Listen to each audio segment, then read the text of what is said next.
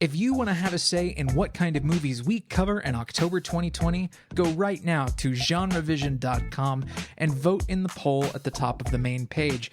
There are 3 themes to choose from. The 3 of them were our favorites submitted by our lovely premium subscribers at patreon.com/genrevision. Now everybody, and that includes you, can go to genrevision.com and vote for their favorite out of the 3. And I suggest you do it right now because the poll is going to close on September 25th at 5 p.m. Eastern Standard Time. Greetings, loyal listeners and new recruits. I'm Drew Deitch. I'm Travis Newton. And this is Genrevision. Every week, Travis and I review and recommend horror films, action movies, fantasy flicks, sci-fi cinema, and more. And we are continuing Screwy September with our global gonzo entry for the month. That's Jean-Pierre Jeunet and Marc Caro's Delicatessen. But first, we have a new patron over at patreon.com/genrevision. Matthew has become a premium subscriber for just $5 a month, and now Matthew gets access to an amazing library of additional content that we make for our Patreon subscribers. Thank you so much, Matthew. We hope you're listening. And if you want to become a Patreon subscriber, go to patreon.com/genrevision, $5 a month for a premium subscription, or you can get the $2 a month FinFlix tier for the FinFlix content only. But yeah, thank you so much, Matthew. We've been having a really fun time doing all of our weekly pre-shows and everything over at the Patreon. Just loving it. So thanks, Matthew, and thank you to all of our Patreon subscribers and loyal listeners. You know what else is good, though? What else is good? We got a new review on the Apple Podcast Store from listener Snivy18. It's a 5-star review that says, I ran across Genrevision simply as a search result, looking for new podcasts to go with those I already enjoy, and was hooked immediately. I'm grabbing every new show while working through the past episodes and enjoying it all immensely. Snivy, thank you so much. If only everybody else was like you. If you want to help the show out and be as awesome as Snivy18, maybe it's Snivy, I don't know, I don't want to assume. Please go to the Apple Podcast Store and rate and review the show. It is the best marketing that we can afford for the show right now. And if you write a review, we will feature it here on the show. So, weirdo French films, which is obviously my, not necessarily my forte, but we're doing a Global Gonzo. And for those that don't know, Global Gonzo is kind of a intermittent series we like to do where we highlight kind of crazy, insane international films. And since we're doing Screwy September, we wanted to highlight some kind of international comedy. But international comedy can be very tricky because a lot of comedy can get lost in translation. So we decided to do something also that would be genre appropriate because we're Genrevision. So we went with Delicatessen. This is going to be the 3rd Jean-Pierre Jeunet movie that we've done on the show. We did The City of Lost Children versus Dark City, and Nick Murray and I also did Alien Resurrection. And AMÉLIE. Oh, we did do AMÉLIE? I forgot that. I believe you guys featured AMÉLIE on an episode, yeah. Then this is the 4th Jean-Pierre Jeunet episode we've done. This is his debut film. He did a number of short films before, and I should say that this is credited as a co-directing film with Marc Caro, who I believe they did City of Lost Children together as well. They were dual credited. Yes. Yeah. It wasn't really until Alien Resurrection they had their big creative split. Mm-hmm. Before that, they were a filmmaking team, Jeunet and Caro. Delicatessen came out in 91 in its native France. It didn't make its way over to the U.S. Until the next year, 92. And this was not the movie I quite remember it being. I remember catching a little bit of this, I think, on IFC when I was in high school. The couple of scenes that I saw there really made an impression, but it wasn't until after AMÉLIE was like a really big hit that people started getting interested in Jeunet's filmography here. Boy, the opening of this flick is quite the mission statement because this is a black comedy. It's also kind of a horror comedy. I think there's enough horror in this to call it a horror comedy, although unlike most horror comedies, I think its ambitions are a little bit broader and it wants to accomplish a little bit more. Like everything else he does, it's a little bit of this, a little bit of that, kind of all heaped into one thing. Yeah, I was going to say, I don't think you can necessarily pigeonhole this into a particular genre as far as something like horror, because it is horror. It's also science fiction. Yeah. It's got a lot going on. It's comedy. It's all this kind of stuff. And like you say, I think it's reflective of kind of, particularly I would say Jeunet, seeing the stuff that he did after splitting with Caro. He is a very eclectic filmmaker, and I don't just mean that to say that he's eccentric or anything. He really brings in a lot of stuff to all of the movies of his that I've seen, whether that be characters or concepts or whatever. And the opening of Delicatessen, in which we see a man strapping a bunch of trash and newspapers to make kind of a sneaking suit for himself so he can hide in a trash can. The pre-credits of this, I think, really showcase Jeunet as a director of short films because it essentially acts as a short film. Yeah, it is functionally wordless and tells its story through images. We're introduced to this hulking butcher who is shining his giant chrome meat cleaver. And in a very David Lynch move, the camera travels through the scene and into a hole on the wall. And we're traveling through that hole into another world. It's very Eraserhead. And this opening sequence, you know, I don't consider any of the spoilers. It's pretty much just dictating what the movie's going to be about. Where this man is trying to escape from this building through a trash can by dressing up as trash is really well put together from a silent film perspective. It's really colorful and brash and weird. Lots of uber wide angle lenses, really close up. I feel like the guy they cast as this like potential escapee was cast just because of his like huge bulging eyes. He has really big bug eyes, which of course look incredible when you put the wide lens right up next to them. And then of course the guy who plays the butcher, he's got big eyes as well. So of course they play really, really great with the lens. This escape attempt is eventually thwarted in a very violent, nasty way. And it's that kind of nastiness and the way that Jeunet thinks that nastiness can be playful that defines the opening of Delicatessen and goes to sort of set a mood for the rest of the film. And I certainly think it's one of the film's strongest elements is that there is obviously an inspiration from stories like Sweeney Todd, you know, that this butcher, it turns out that he is killing some of the tenants in this building and chopping them up and feeding them and selling them to the other tenants. But this is when the apocalypse or post-apocalypse or something, you know, it's not made totally clear, comes into play, in which we see that he's selling the pieces of meat and the people clearly know that they're eating human beings, but their currency that they're using to buy it are little bags of corn.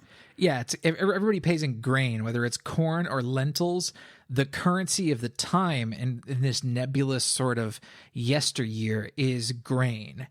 And the reason for this is eventually filled out, but it's never articulated exactly. Like that, the minimum of exposition is given to this, and it's doled out literally like one grain at a time, if you'll pardon the pun. Well, and this is definitely something that I think it is executed very well until a certain factor in the plot.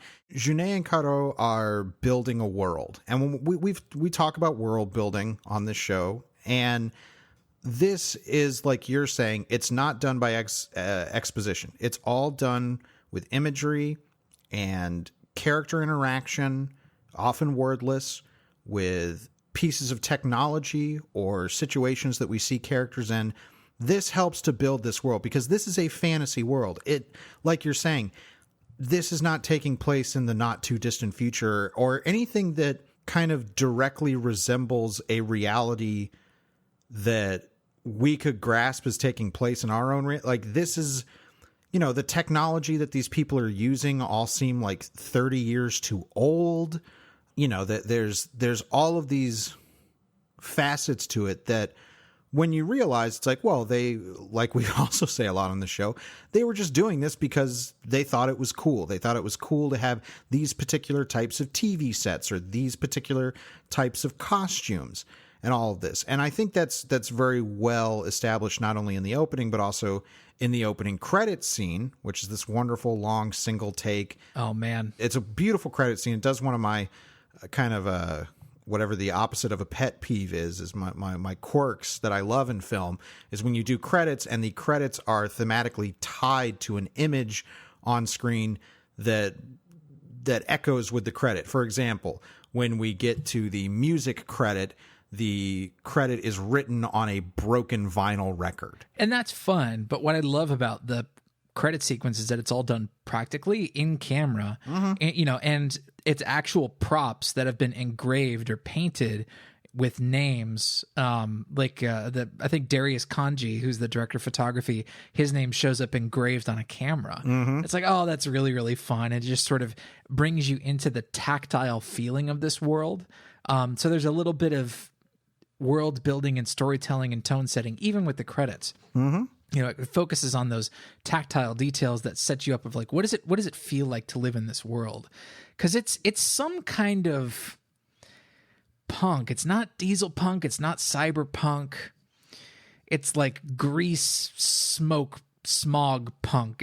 It's so close to one of those kind of art movements, but just outside. I think the closest thing I would say is this is like French twee punk. It could, in theory, take place in a similar reality to City of Lost Children. It's that same kind of fantasy. Yeah, City of Lost Children, I think, pushes its fantasy elements even further. A little bit, yeah. But this one, our main setup story is like there is this, apartment building, and it is run by the person, by the butcher, whose name is, what is it, Clapet? I just keep calling him the butcher because that's pretty much what everybody else calls him, but it's Clapet. Well, there's a couple people whose names I don't think are ever spoken. Sure. And so he's running this place, and he gets a new tenant, whose name is Louis Son, played by Dominique Pignon.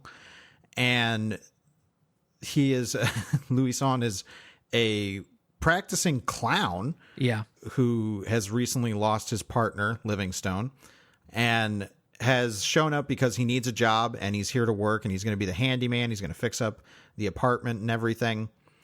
But while all this is going on, there is even more strange world building. It seems that there is some sort of resistance movement out in the world that are referred to as the troglodytes or troglos. Yeah, well, we're jumping a little bit ahead here because like we're talking about an apartment building, but it's not in a city. It's in what used to be a city.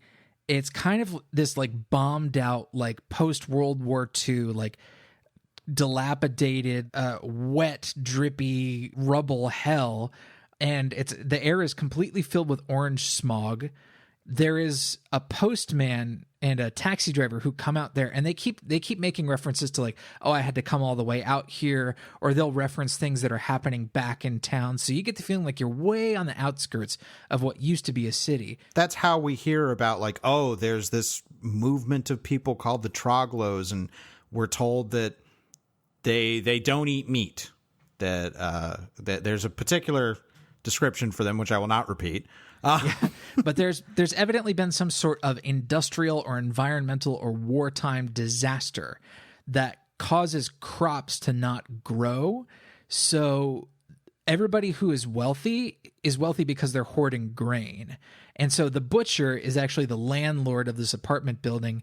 And there's a great scene of him later on in his like basement with all these huge sacks of grain around him, and he's counting grains. And it's like, okay, this is how the film is telling us that he's rich. Yes, and because this is a Jean-Pierre Jeunet film, and the premise of having an apartment complex means that he gets to just create a bunch of tenants to live in that apartment complex, it means that every single tenant is going to be weird in some way, and often in a comical way. Fucking Jeunet film, because he's going to fill his fucking cast with a bunch of wackos. Yes, and these are some of my favorite things in the movie, are just the ideas of like, all right, well, who are these two? Well, I believe there's two brothers, and they apparently work making those little toys that are the little cylinders. When you tip them over, they make a cow mooing sound. Why? Thought it was cool. Thought it was cool. There's a woman who continually tries to commit suicide because she believes that voices are speaking to her in her head. We may talk about that a little later. My favorite, because it is left completely unexplained, is a guy who I believe lives down in the basement that is surrounded by leaking water pipes, and there are just snails and frogs everywhere. Oh, so gross. I literally just got goosebumps when you said it. It's so gross. He is apparently eating the snails, who he has named and has some kind of relationship with. And when he eats one, he tosses a shell, and we see just a mountain of snail shells. Yeah, the scene where they introduce this guy is actually two kids who go to like spy on him and like mess with him. There's the two kids, yeah. Yeah, and it's a really, really fun sense of perspective because the scene they uncover when they look in through that little hole is like, oh, it's just so gross to me. Anyway. All of this is interesting, and it's to the point where any of these characters could potentially spearhead their own movie. Sure. But the actual story that we're going to follow for the most part is Louison, who is shown up. He's going to be doing all this handyman stuff, and he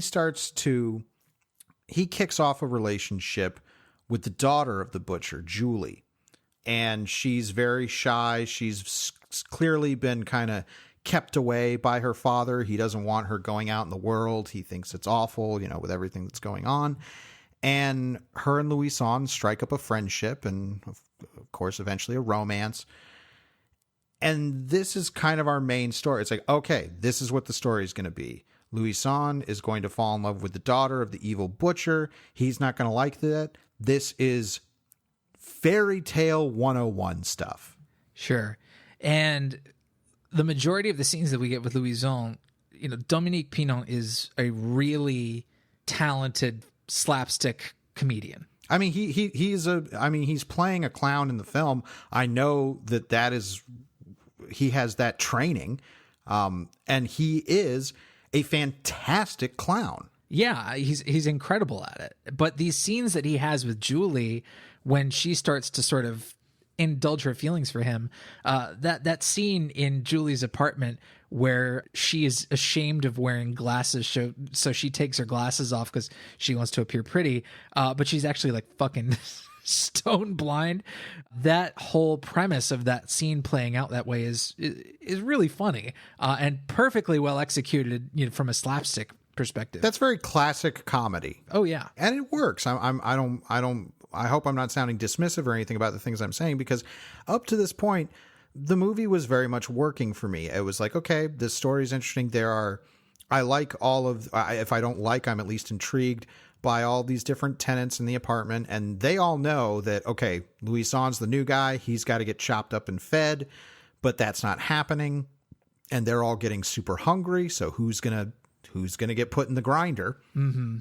This is all working for the most part. I think the comedy's great. Of course, the filmmaking here, especially for a debut feature, is just knocking it out of the park. This movie is dripping with gorgeousness in every frame. It's hyper stylized, but that's just because like we're allowing ourselves to indulge in Jeunet and Caro's particular fetishes and like what they enjoy and the kind of textures and lenses and editing rhythms they like. We see this echo throughout the entirety of Jeunet's filmography, even in more of his subdued stuff. Well, and I think another facet is that just as far as contemporary cinema goes and contemporary mainstream cinema, we've seen a lot more of a very distinct line being drawn as far as how a lot of filmmakers want to film things, because that's the way they believe it will be the most accessible to their audience. Delicatessen, and Jeunet as a filmmaker in general, is not really interested in that. He is interested in scratching his own particular itches. And this being his debut feature, it is in a lot of ways his most indulgent as far as those desires go. I think at a certain point that house of cards will tumble. But up until now, when the film is just about these people in this apartment and the kind of society that they've built and this newcomer coming into it and kind of disrupting it, I think all of this is working very well. It is. And this is where the film's kind of tonal issues, if you can call them problems. I mean, to some they're gifts, not problems, but this is where the tonal issues start to raise their heads, because Jeunet has this approach to tone that we don't really often see in American cinema. We see it often in Korean cinema, especially, where it's like they're not afraid of their horror films or their really deep dramas or their murder mysteries, like getting a little whimsical and goofy. If you've seen Train to Busan, for instance, the heights it reaches with its melodrama, with the characters like crying and wailing, reaches like silly heights, but that's part of the pleasure of that movie. But you don't often see American films blending tones that way. However, this film is blending as much as it can, but it's doing so in a way that is distinctly sort of gross and ugly and eventually kind of gory. Like there's some really gory stuff later on. It's not overloaded with gore, but there's a couple like really bloody, bullet hits and stuff like that. They're like, ooh, that's an instant R. The fact that it manages to cohere as well as it does, I think, is pretty impressive, but it's still not all that coherent. Like there's a couple of scenes that are just played because they're really sweet. And I'm like, is this a sweet movie? Is this like a cute twee movie? Like, is this what we're doing right now? For instance, the butcher has this woman that he's been seeing, this blonde woman who weirdly looks like Betty Gilpin to me. Anyway, there are like several scenes where it's established that the butcher is banging this lady and their bed creaks and it acts as sort of a metronome for the life in the rest of the apartment building. And she tries to get the bed to stop creaking. And so there's this scene between Louison and the butcher's girlfriend and them trying to figure out the creaking bed. And here, like all of this is where, as a debut feature, it's very clear to me, like I say in the opening, that Jeunet made a lot of short films. Because this movie, in a lot of senses, feels like a combination of 6 or 7 short film ideas mashed into a feature film. Yeah, it's vignette-y. Yes. For example, there is a woman, her name's Aurore, and she's the one who continually is trying to kill herself. Now, I loved this because it was so funny to me. It's extremely dark and mean, but because it has this very specific whimsical tone. It's very blackly comic, yeah. Yes, but it all comes off as very goofy because the entire thing is she sets up these elaborate Rube Goldberg, devices to kill herself so she doesn't have to do it all on her own. It'd be easy. Just take a gun and shoot your head off. But instead, she has these gimmicks where like a sink has to fill up with water to allow a thing to get weighted enough so it rolls off and it sets off something else so it'll fall and crush her head. And these continually fail her. Yeah, I actually think it speaks to the character's actual reluctance to commit suicide. Sure. Because these contraptions are so... they're so convoluted that it's a miracle that they kind of work at all. Well, this climax is like it's a perfect comedy rule of threes. We see 2 instances of things, devices that fail. So when we get to the third one, she's gone all out. She has a gun pointed at her face that's going to go off when her husband opens the door. At the same time, she is also standing. She's left the oven open. She's hanging herself. She's got a mouthful of pills. Yeah. She's got some electric device set to land in the ground, which has been flooded with water, all of this stuff. And when they set that up, I cannot wait to see how this fails, because there's so many aspects that it's like anybody could kill themselves this way. But the fact that this fails is the humor of it all. Yeah. Well, as a comedy, this is pretty funny. Yeah. You just have to accept that it's going to be this blend of really, really dark humor with like really, really sweet and whimsical humor. Like I love that scene where Julie invites Louison over and she's not wearing her glasses, and they eventually play a music duet and fall in love. But the whole thing where, because she's so blind without her glasses, when she makes him tea, she accidentally makes him tea of like herbs that are going to put him to sleep. Mm-hmm. So he falls asleep mid-duet. But that ends up becoming important for the plot later, because she continues to drug him at night so that he won't wake up to see the kind of horrible things that are going on in the apartment building. Yeah, and this is where I think my issue with Delicatessen comes in, is that plotting-wise, I think at a point it hits a wall.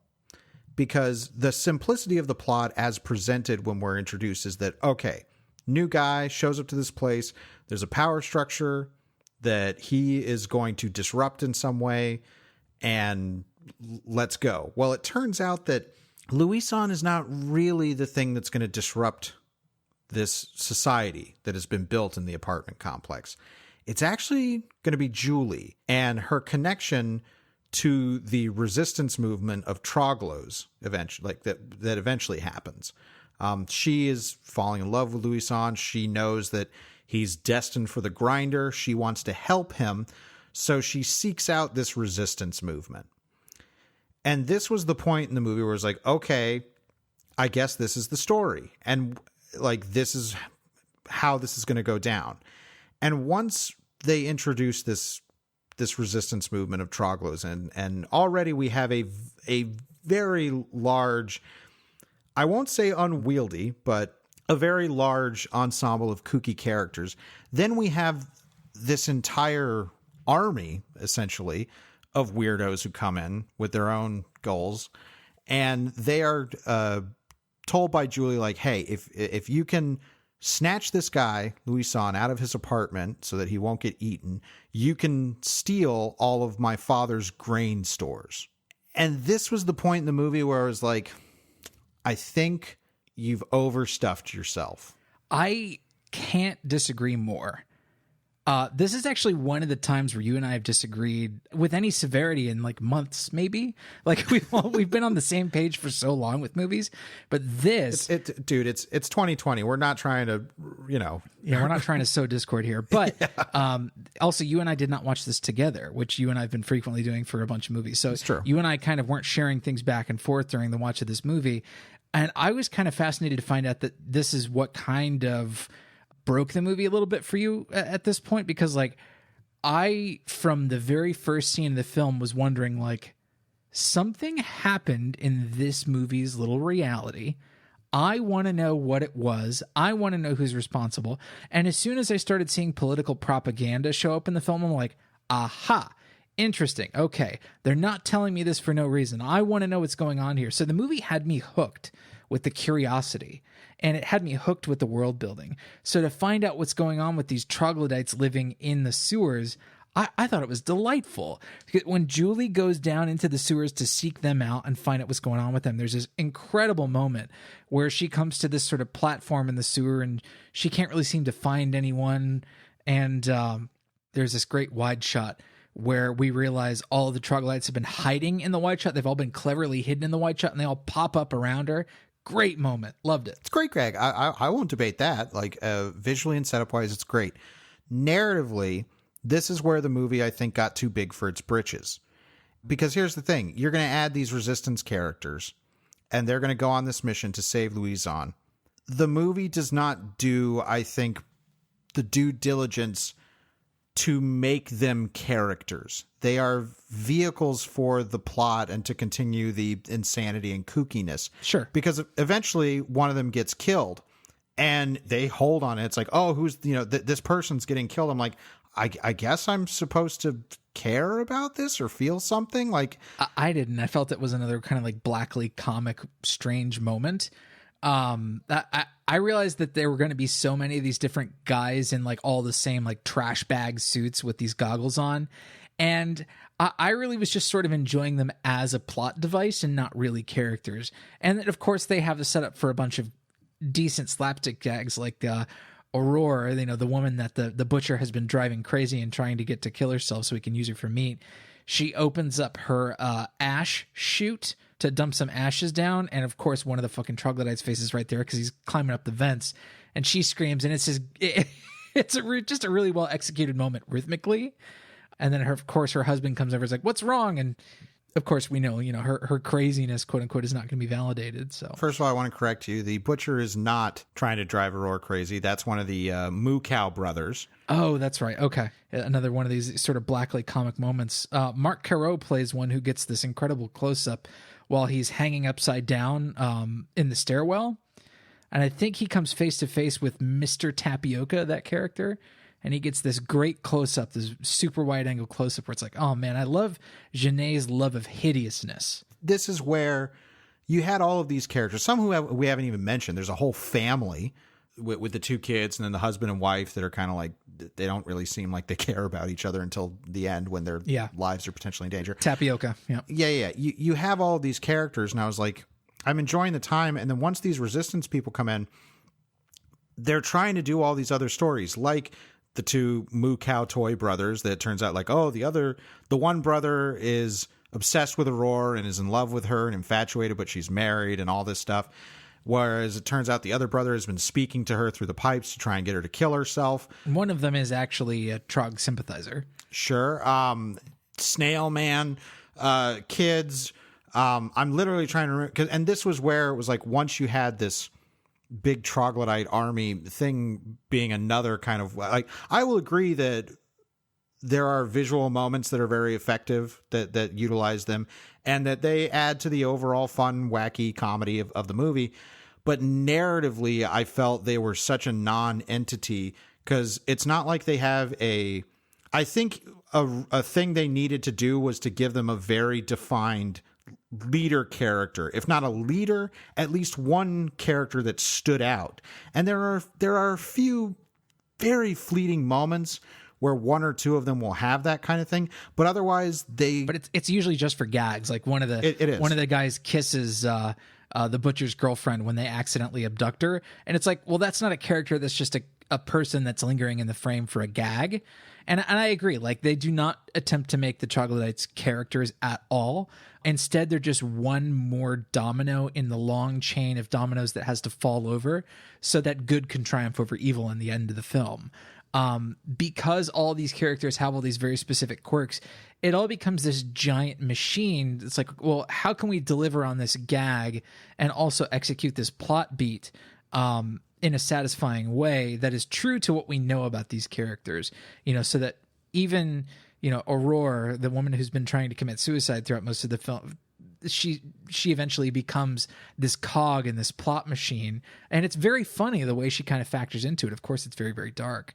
But it's beautifully executed. I feel like a lot of this pulls away from what should be the emotional core of the movie, and really kind of the triangle that should support this movie are Louison, Julie, and the butcher. Sure. That's what's set up in the movie. It's executing that well in kind of the first half or so. And then it all kind of goes too crazy. I do think the movie is a little too in love with everything it's doing. I think it could have stood to like pare back to like the central character dynamics of like all the stuff we care about. But it's so in love with telling this like big wacky story about an ensemble, and Jeunet just loves that shit. We saw it in Alien Resurrection. Like, he took all these like, nobody characters and each, made them into their own little wacko. AMÉLIE is not really about this woman. It's about this community of people that she decides to either prank or help, and it's all these, who are all these kooky French people around? If you've seen his movie Micmacs, it's like the same shit. City of Lost Children, I think, and we'll talk about this later. I think that City of Lost Children to me feels like the better version of Delicatessen, because I think it uses a lot of the same elements and ideas, but it has a better kind of emotional core to its story. It does, yes. And what's unfortunate with Delicatessen is that Delicatessen ends on exactly the note it should as far as the emotional core is concerned. Mm-hmm. But it feels a lot less impactful because the climax is so all over the place with all of these different characters that I think the indulgence that Jeunet is showing, and that he's shown throughout all of his filmography, I think is at its weakest in Delicatessen because the narrative or the heart of the characters are not supported as well in some of his other endeavors. Now, granted, that does not mean that wonderful, fantastic, amazing stuff does not happen in Delicatessen. This climaxes with, apparently Jeunet also loves big flooded sets, as we saw in Alien Resurrection, and this one has a phenomenal flooded set. Hallelujah. Does it ever. I love it. I adored this bathroom set in which the butcher is leading the apartment tenants to Julie's apartment to get Louison to kill him, and Louison and Julie lock themselves up in the bathroom, and Louison floods the entire bathroom, seals it up so that when they open the door, water spews out and knocks them all on their asses. I guess that was his escape plan. Again, it doesn't have to make sense because, like, I get it. It's a whack. It's a gag. It's the big, expensive gag of the movie. Sure. I mean, these sets are fucking incredible. Come on. Well, I mean, the miniatures of the apartment exterior. Come on. Beautiful. I mean, that's what I like about. And maybe this is just having, been inundated with so much of particular types of, pushes towards realism in mainstream American cinema, is that it's really refreshing to see stuff that is viciously and unapologetically unreal. Sure. And when I say that, I also mean that it is fabricated, like you're saying, the miniatures, the everything about this. Like as soon as they get in that float, I'm like, oh, I love that. I know this is a set, that I can see the seams in certain ways, but that is not a flaw. It's it's not a bug. It's a feature. Yeah, they wanted a certain kind of looking knife for the butcher, that sort of almost like a surgical instrument, that chrome shine on that blade. And there's this beautiful sequence later on where you see folks tapping on the pipes, and it's the butcher communicating through Morse code on the pipe because you see his signature cleaver come into frame and tap, and it's like, oh man, the establishment of a visual language, like this film's own language, is just gorgeous. It's done so well. Well, I will completely put myself in the film's corner when it comes to telling it, like we're saying, not using exposition, telling us things visually. There's so much visual storytelling being done in the movie, and I should say effective visual storytelling. Mm-hmm. Combined with incredible design, things that have been wholly fabricated in this movie's art style. Mm-hmm. I mean, there's an older lady, the mother of, I guess, Mrs. Tapioca, who later is killed, and the cut in between where they, go from her being on the stairs and screaming, and then eventually we come right back to the butcher, and he's weighing the meat on the scale. It's like, that tells me everything I needed to know without saying a word. But by the end, evil is defeated. The butcher is killed with this special throwing knife called the Australian that Louison uses, which is, again, it's like, I don't think that's ever existed. Like, maybe it is, maybe no, it's a fake boomerang knife that they invented for the movie to pull off this gag, and it's a great gag. I mean, I don't know if some form in some way, but it is. It's just this made up wackadoo thing that they think looks cool, and the gag that they set up with it is, like you're saying, this boomerang knife that's used earlier to cut down one of the butcher's girlfriend's underwear that had been stolen by the two kids, the Tapioca children. And then, of course, it's set up and it is used to do the butcher in. He throws the boomerang knife thing at Louison, but he doesn't know it's a boomerang thing, so it retracts back and stabs in his head. And this is, again, the comedy of it. I should say, I think performance-wise, I don't have a bad thing to say about anybody in the cast. I think everybody's really fun, doing a good job. I love the butcher's death scene here, and when she gets impaled and he has to walk around everybody and be like, is there something in my head? Oh, it's so good. And it's so very funny. It's a real funny flick. But then again, it's a particular brand of dark humor that strays into the kind of Amélie twee that we see eventually in Jeunet's career. But this has got an edge to it, and an edge that I quite like, but it's definitely not going to be everybody's cup of tea. I mean, I will say my kind of final thoughts about it. I like Delicatessen. I do. However, I think it's probably my least favorite Jeunet film that I've seen. Really? I like Alien Resurrection. Well, you know what? A Very Long Engagement is my least favorite Jeunet film. And I still think that flick is decent. I've not seen that, so. I think Alien Resurrection is a better movie, but I like this. I mean, I don't think it quite reaches the highs of A City of Lost Children, but as a first film from Jeunet and Caro, as a first feature, like, this is a triumph. And there are certain problems I know that you had with it that I just definitely don't. I'm willing to acknowledge that the tone is weird, but also I'm an American, so this tone is weird to anybody who doesn't grow up with the kind of expectation that tone in a film doesn't have to be consistent. It doesn't have to be one thing. I have no issues with the tone of the film. I actually think that's one of the film's strongest elements. My issue comes purely from a narrative standpoint. I really think that the story and the drive of the characters really kind of fall off an edge pretty much sometime after the halfway point, a little ways after that. And I just... It doesn't sink the film totally. I'm not trying to say that the second half is bad. Again, there's tons of consistently fun stuff throughout the picture. and the filmmaking on display. I will agree with you when you say as a debut, it is a triumph. Mm-hmm. I think it is an incredible showcase of clearly talented artists and filmmakers. But I feel when the ending image came up and it was atop the roof of this apartment building, and it is Julie and Louison playing their instruments together. And this feeds into the quirkiness of that she plays cello and he plays the musical saw. It's just, one of those beautiful specific touches of quirkiness that I like. But when that image came up, I was like, I think I was on board with this romance. And then at some point when the entire Troglow storyline kind of took over and things got too crazy, it didn't sink it for me, but it was not nearly as effective as I feel that image should be. Because like I say, I think that image is exactly what the movie should go out on.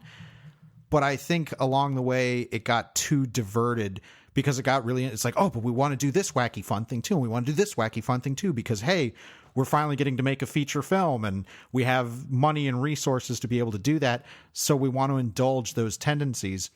And while I think on their own, even things with the Troglows, like I love their costumes and all of that kind of stuff.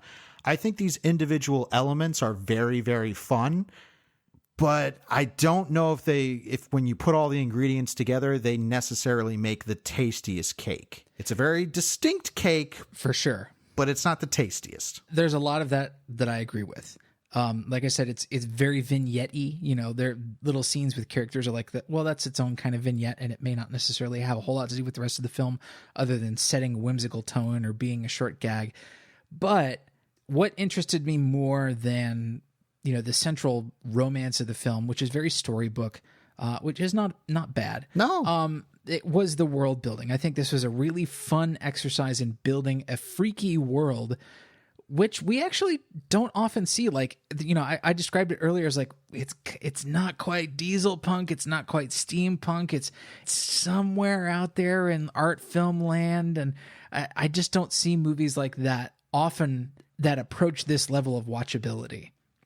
So I'm firmly in this movie's corner, really liked it. And, if somebody asked me to watch it again right now, I wouldn't say no. Well, I think that's a good return to our Global Gonzo series, and we hope you enjoyed it too, loyal listener.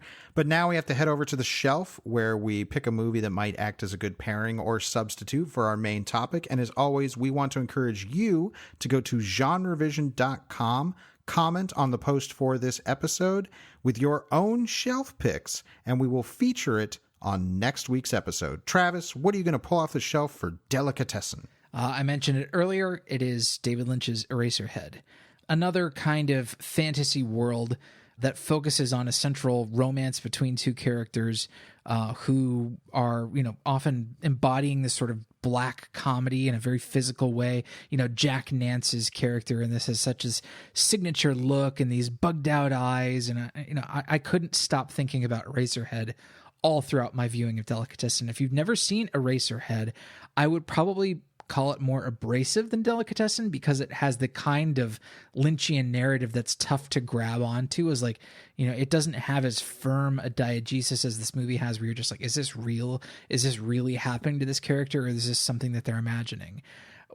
As always with Lynch, I assume that it's all happening, but it's all for reasons I'll never begin to understand because I'm not David Lynch. And I don't even think he understands it, and that's totally okay.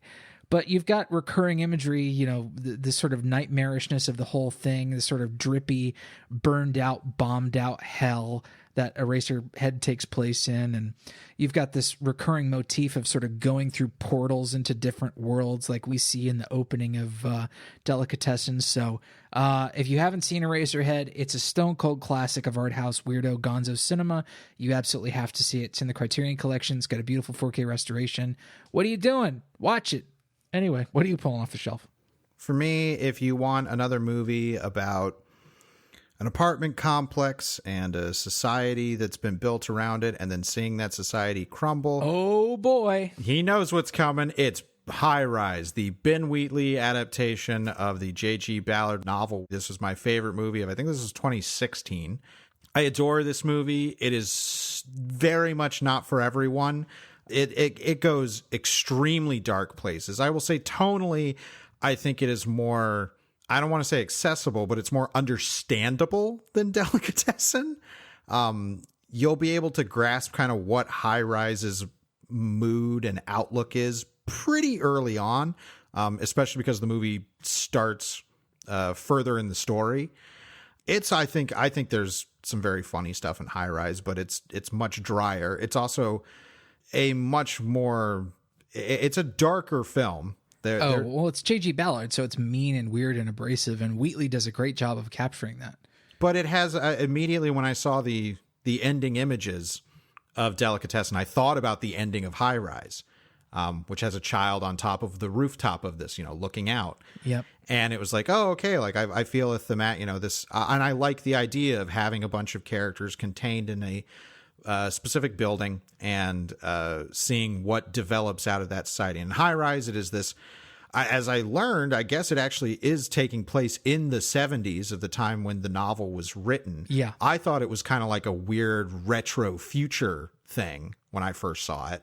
That's part of the side effects of that film, is that it's so insular and it takes place in its own little world inside the high rise that it kind of forgets, what else is going on in the outside world. And that's something the novel does too. The outside world doesn't exist. Yeah. That's certainly, I think, the parts of Delicatessen that I was the most fascinated and engaged with is that I like the idea of creating your own little world and using something like an apartment building to symbolize that. And High Rise, it's got wonderful performances from Tom Hiddleston. Maybe my favorite Luke Evans performance. He gets hardcore. Yeah, he's really, really great as Wilder in it. Jeremy Irons is fantastic in it. Sienna Miller's great in it. Elizabeth Moss is great in it. Sure, yeah. I forgot she was in it. Wow. She's Wilder's wife. Anyway, please see High Rise if you have not, and if you think it's up your alley. I would definitely say it's not for everybody. No. It's a rough watch a lot of times, and it gets very weird. But I think, like I'm saying, tonally, you'll have a better grasp on it than something maybe like Delicatessen. But now let's head over to the listener shelf picks for last week's episode on the Hudsucker Proxy. And I got more than I thought we were going to get for a movie called The Hudsucker Proxy. So thank you all, loyal listeners. Eric Fuchs went with Dave, the political comedy starring, I believe it's Kevin Kline. JT went with the Barry Sonnenfeld Addams Family movies, which we support wholeheartedly. Mm-hmm. Mr. Milksteak had a double shelf pick of Raising Arizona and Trading Places. DT Grizzler went with His Girl Friday, appropriately. And Stephen Nesbella saw that Raising Arizona had already been taken. That was his shelf pick. So he also went with Barton Fink, which we did an episode of Raising Arizona versus Barton Fink. I like that kind of synchronicity. So thank you all so much. As I say every week, love seeing these shelf picks from y'all, and look forward to them with every episode. Let's do some currently consuming. Nom nom nom nom nom. Travis, what's been on your plate? I watched the new Charlie Kaufman film that has debuted on Netflix. It's called I'm Thinking of Ending Things. It is an adaptation of a novel by Ian Reid. I read the novel back when this project was first announced, and I figured, Charlie Kaufman's going to be doing sort of a horror novel, because this was regarded as kind of a horror novel. And I think it is. And I do think this is a type of psychological horror film. And I like it. I think it's quite good. It's not without its intellectual wankery, though. Like, okay, Charlie Kaufman, we all know you're a very smart intellectual man who's very well read. He kind of can't escape not making a movie about those kinds of people, particularly men. Like, this is a movie that purports to be from a woman's perspective, and the movie eventually comes to call that into question. Like, is this just Charlie Kaufman talking through this woman character? Is this woman character even real? Like, here's the big thing about this movie you got to know if you're going to watch it, and I don't recommend many people do. This is one of the movies where the diegesis, the reality of the story, is incredibly unstable and forces you to question at every turn whether the thing that you're seeing on screen is really happening to the characters or not. Are these characters even characters? Meaning, are they even approximations of people, or are they just figments of imagination? And to have your protagonist potentially just be a figment of somebody's imagination, well, that is a little too close to how fiction really works in the meta sense. That sounds extremely up Kaufman's alley. It is, and the whole novel doesn't question the diegesis of its story nearly as much as Kaufman's interpretation of it does. Even though, in many ways, Kaufman followed the book quite closely, like way closer than I thought he would. Turns out he lifts a whole bunch of voiceover from it and a whole bunch of dialogue from it, and stays fairly true to the structure of the story without any wild, crazy turns. I was surprised at how well he adapted the source material, given what I know about his filmography. I've not seen Synecdoche, New York, even though I've been told that I have to see it, and so I will eventually. I don't know if you have to see it, but it definitely feels like the most Rosetta Stone of his. It's like, this is what this guy's about. Well, it was his directorial feature debut, and of course I saw, Being John Malkovich and all that kind of stuff. So I knew what to expect, and I liked Anomalisa a great deal, and I liked what it did there by showing us non-diegetic images that represented the mental status of the protagonist. But in this movie, you're being shown images that are brazenly non-diegetic, but from whose perspective and whose mental status do they actually represent? Is that person even a character in the movie? What is going on here? All of those questions by the end of the film remain unanswered because, the novel was written in a certain way to make you think like, oh, these characters are interpretations of something that happened to this other character in the story. So are they even characters at all? It's questioning the actual structure of the fiction. And for a movie to do that, when you're actually being shown an image, makes it difficult because you're trusting in some way that the image is concrete, that it's a thing that is happening to a character that we believe to be a person within the diegesis. And this is a movie that just seeks to yank that rug out from under you at every turn. But it's extraordinarily good at doing that, I feel. It does get a little bit lost in its own intellectual wankery because, yes, Charlie Kaufman is a very smart, intelligent, well-read person. Good job, Charlie. But damn if this isn't a fucking creepy psychological horror movie. Ooh, there's some stuff in it I just won't shake. Ugh. Yeah, took me 5 years to finally watch Anomalisa. Maybe another 5 before I watch this one. We'll see. Well, on my plate, I watched what's probably the second worst movie I've watched this year as far as new releases go. This is Antebellum. This is it's definitely being positioned as the new Get Out as far as the marketing and everything goes. This is starring Janelle Monáe. And wow, when this trailer hit, it was like, okay, this looks kind of intriguing. I don't know what's going on here. It's something about, slavery. And it seemed like there was a genre element of like, well, there's Janelle Monáe is playing a character who's both a slave in like the antebellum South in Louisiana, and also is playing a character who is a modern day successful woman. What's going on here? After seeing the movie, it so clicks with I think what a lot of the post Get Out movies have done wrong. The two that specifically came to mind when I was watching Antebellum, and we'll link to my review of it if you want to hear some more thoughts, because I'm not going to stay on this for too long. But the two movies that it made me think of were The Hunt, which I also reviewed, and the Black Christmas that we did on the show from last year, from 2019. Where these movies, their messages, if you don't get what the movies are saying, you clearly have closed your eyes and shut your ears, because they make them ridiculously obvious. And a movie like Antebellum, its messaging is boiled down to such simplicity that I don't know how you were expecting to sustain a feature film length for this kind of messaging. I'm not going to spoil the movie because there is a twist. I think the twist is not great and pretty lazy. These characters are not characters. These are all straw men and just trying to fool you into thinking that they're people. It is such a bummer time Not just because of the content, because the first 30 minutes, there's no other way to say this. The first 30 minutes are slavery porn. Yuck. Where it's just you want to watch black people get run down and lynched and branded and all this stuff. That is like the first 30 minutes is just all of that. It is 12 Years a Slave condensed into 30 minutes. With this like very Instagram worthy aesthetic too. Yeah, that is when I talk about that in my review, where it's like one of the big things is like the messaging is clear. The method screws it all up, because when you're shooting a slave escaping in slow motion and an execution scene of that slave at magic hour with this big, wide shot of the horizon, it's like, this is gorgeous. What are you doing? Like, this is not reflecting the emotion that you're supposed to be feeling in this scene. This is really beautiful, and a person is being murdered in cold blood. I don't know if that's something they were going for thematically, or if they were just trying to make a really good looking film, because the movie is very good looking.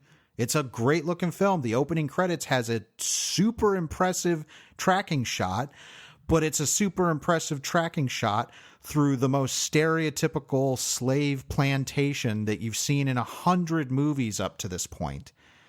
I just don't feel like there's anything new to the conversation that Antebellum brings. It doesn't do something like Get Out did, where Get Out brought something new to the conversation in horror and genre and just, our pop culture discussion.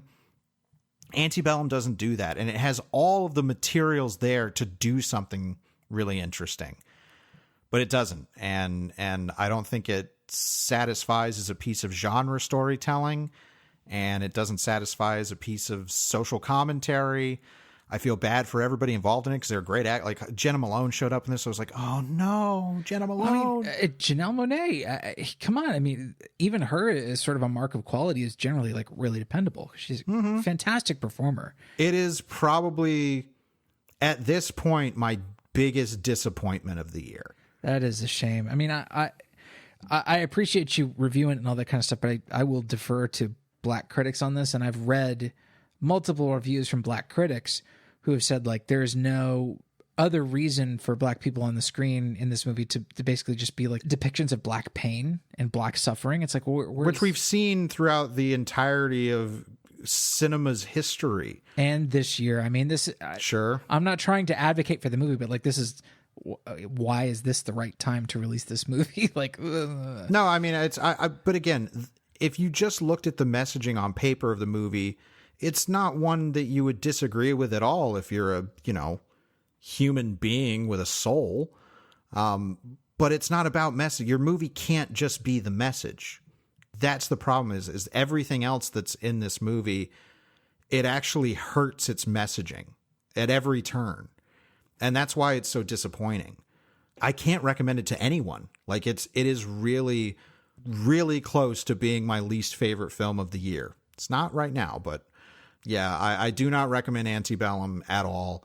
And it's a bummer that that's the note we have to go on for currently consuming. So let's cheer things up with our Comment of the Week.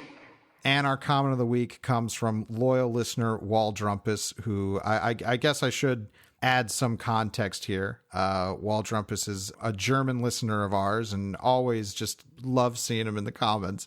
And we were talking about Hudsucker Proxy last week, and he said that the marketing made it look like some sort of dry, cerebral movie about business when it came out. The German title was Hudsucker, De Groiksprung. I don't know if I'm saying that right, because there's a character in that I don't know how to pronounce that, but it translates to The Big Jump. Everyone knew that a guy jumps out of a window in this movie, but I've never talked to anyone who has seen it, which I have to say, The Big Jump is a great title for this movie. Oh, it's Der große Sprung. Große Sprung, okay. So I commented that The Big Jump is a way better title, and Mr. Milksteak also gets in here where he said Hoop Dreams was already taken. I'll show myself out. Perfect. Mwah. You know, for kids. I loved it. Thank you so much. I mean, like we say it every week, but it bears repeating. Y'all are the best comment section on the internet. You always bring a smile to our faces every single week. Will we be smiling next week, Travis? I don't know, because we are going to close out Screwy September with a double feature, not a versus. We are doing, God help us, Junior, and a movie that was highlighted and we discovered because of somebody in our comments section, Willy Millie. I have no idea how next week is going to go, loyal listeners. It could be a total train wreck. It may be one of the most hilarious episodes we've ever done. We'll find out when Screwy September closes out. We hope you'll be there with us. As always, we want to thank you so much for listening. I'm Drew Deitch. I'm Travis Newton. And we'll see you next week. Right here on Genre Vision.